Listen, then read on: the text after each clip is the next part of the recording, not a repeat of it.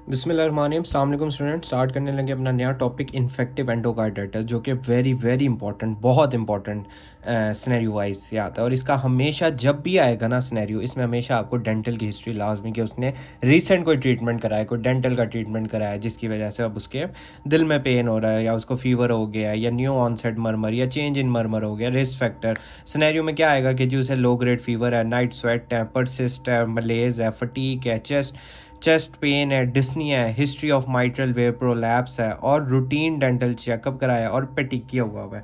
ये फॉलोइंग इसके सिनेरियो में हमारे पास ये आ सकते हैं। ठीक है।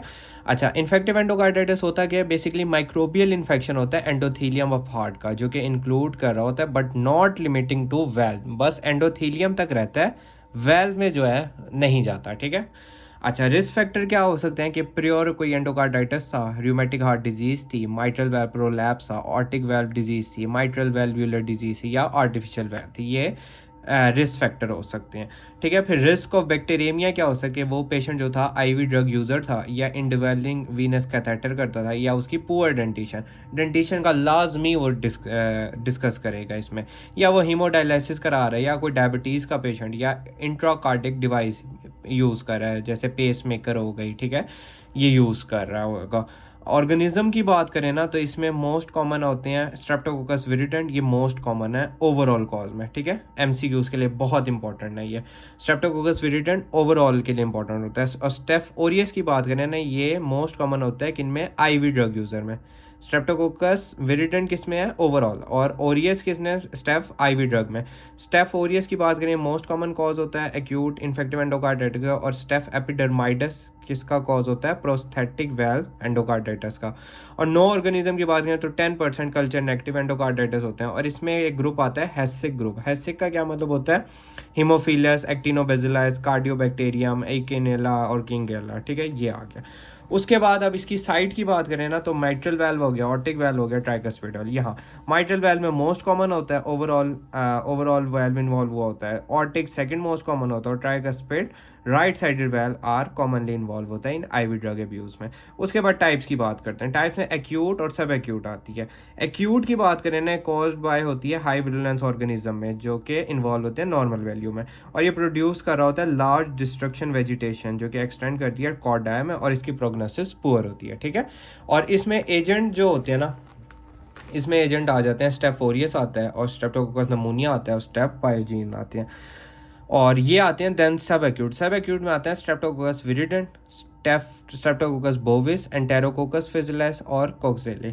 उसके बाद क्लिनिकल प्रेजेंटेशन की बात करते हैं। क्लिनिकल प्रेजेंटेशन की बात करें ना, तो इसमें पेशेंट आएगा जी, उसको फीवर है, चिल है, पटीकिया है, न्यू मरमर है, चेंज इन मरमर है, और क्लिनिकल स्टिग्मेटा है क्रॉनिक एंडोकार्डाइटिस का, और एब्सेस हुई हुई है किसमें? एक्को में। ठीक है।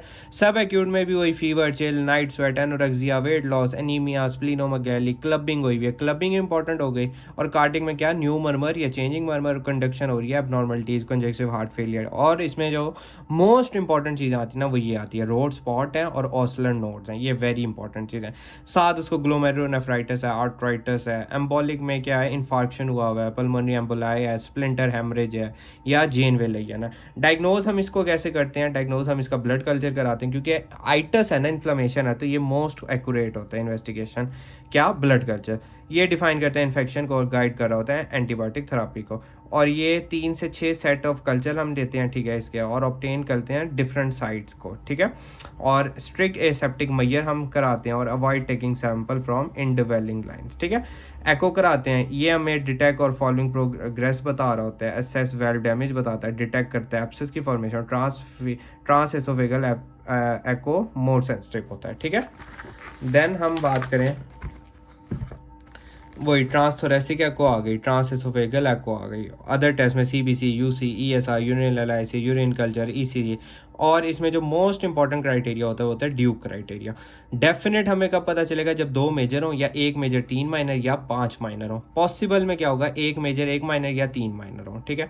मेजर में क्या होता है? मेजर में पॉजिटिव ब्लड कल्चर मिल जाए हमें, या एंडोकार्डियल की इन्वॉल्वमेंट मिल जाए। माइनर में हमें क्या? प्री डिस्पोजिंग हार्ट लीजन मिल जाए, आईवी ड्रग यूजर हो, फीवर हो, एम्बोलिक फिनोमिना हो, वेस्कुलाइटिस हो, सगेस्टिव एक्कोकार्डियोग्राफिक फाइंडिंग हो, या सगेस्ट ब्लड कल्चर हुआ हो। ठीक है, ये हो गया। देन हम इसकी बात करें ट्रीटमेंट की, तो इसमें हम एंटीबायोटिक थेरापी कराते हैं। एंटीबायोटिक में क्या, एक्यूट में वेनको और जेंटा दे देंगे, और सब एक्यूट में हम सेफ्ट्राइक्सोन जेंटा या बेंजाइल पेनिसिलिन जेंटा या एम्पेसिलिन जेंटा, और प्रोस्थेटिक वेल में हम क्या, वेनको जेंटा रिफेम्पिसिन या वेनको सेफिपाइन और जेंटामाइसिन ये दे देंगे। तो ये था हमारा आज का topic. Thank you so much.